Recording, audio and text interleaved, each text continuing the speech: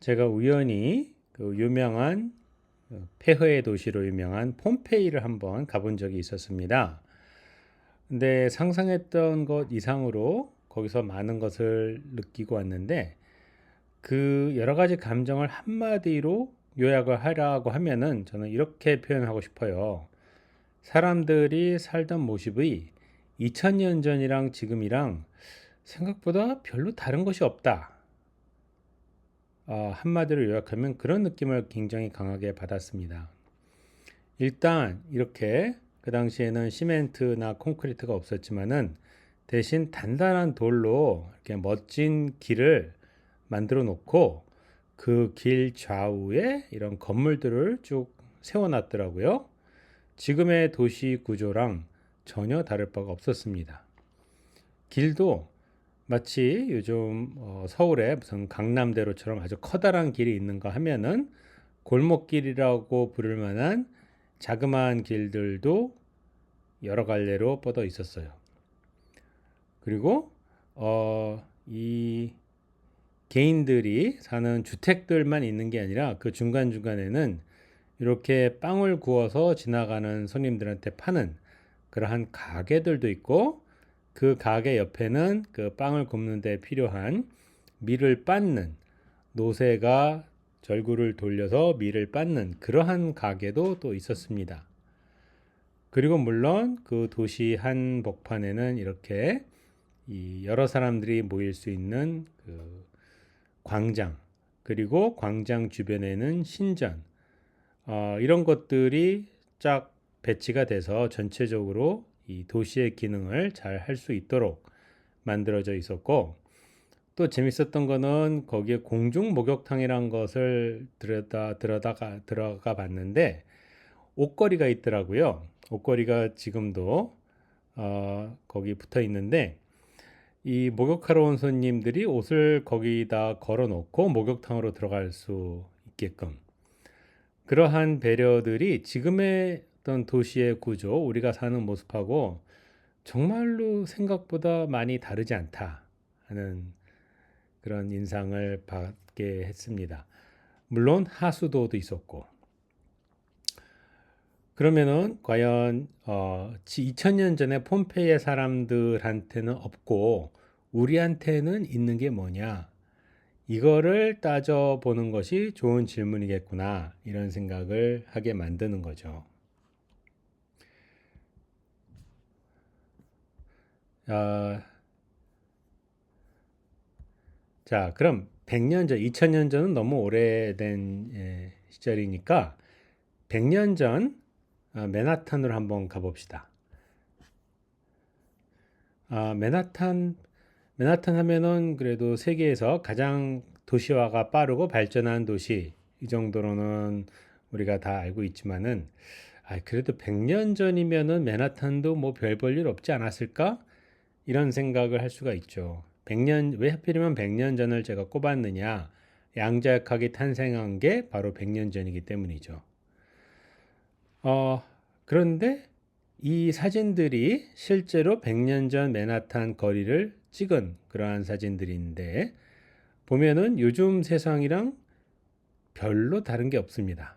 일단 건물들도 뭐 근사하게 다 올라가 있고 고층 건물들도 있고 자동차도 있고 전차도 있고 기차 물론 있고 심지어 야구 경기장도 지금이랑 똑같은 크기로 있습니다. 전등, 전기는 이미 오래전부터 가정마다 다 들어와 있었고요. 라디오, 라디오란 게 웬만한 가정에는 다 있어서 사람들이 저녁 때는 라디오를 들으면서 심심풀이 여가를 즐길 수 있었습니다. 그리고 뭐 요즘은 주식에 관심 있는 학생들도 꽤 많은 걸로 알고 있는데 주식 시장도 이미 그때부터 활발하게 어, 움직이다 못해 심지어 그 대공황에 전조가 된 주식시장의 폭락이 일어났던 것도 1929년이었습니다. 그리고 굉장히 세련된 기사로 전 세계 사람들한테 그 사랑을 받는 뉴요커라는 잡지도 1920년대에 만들어졌다고 해요. 그러니까 얼핏 보면은 1920년대 맨하탄에는 지금 2020년대 맨하탄이 갖고 있는 거의 모든 것이 다 있었다. 이런 생각을 이런 사진들을 보면은 하게 됩니다. 그럼 도대체 지난 100년간에는 무슨 일이 일어났던 거냐? 이런 질문을 거꾸로 하게 되죠. 그래서 제가 하고 싶은 얘기는 뭐냐? 지난 100년간에 이 도시를 채운 그러한 신문명, 신물물들은 상당 부분이 양자 물질로 만들어진 것이고, 양자 물질이 만들어질 수 있었던 것은 결국 양자역학의 발견 때문이었다라는 겁니다. 또 하나의 예를 들면은 이거는 제가 어떤 미국 뉴햄프셔주에 있는 굉장히 오래된 건물을 개조한 호텔에서 찍은 사진인데, 그 당시에 그 집에 화로였죠. 화로 위에다가 이렇게 실제 그 당시에 사람들이 사용했던 이 주방 기구들을 쭉 이렇게 걸어 놨더라고요. 근데 모양이나 뭐 이런 크기나 재료나 보면은 지금의 주방 기구들과 크게 다를 바가 없습니다. 이게 적어도 100년 이상 된 그러한 오래된 주방 기구임에도 불구하고, 그럼 왜 그러냐? 이런 주방 기구들이 뭐 주로 이 음식 만들 때 혹은 뭐 차를 끓일 때 사용하는 그런 도구들이고, 이런 도구들은 이미 철기 문명 혹은 그 이전부터 사람들이 만들어서 사용해왔던 도구들이죠. 다시 말하면 철기 문명의 잔재, 철기 문명의 유산이라고 볼 수 있는 것들이죠. 그래서 철기 문명이라는 것이 지금 우리 세상에서 사라진 게 아니라 우리 생활의 한 층을 여전히 이루고 있다. 이렇게 얘기할 수 있고, 이 사진이 바로 그러한 주장을 뒷받침하는 증거라고 볼 수가 있는 겁니다.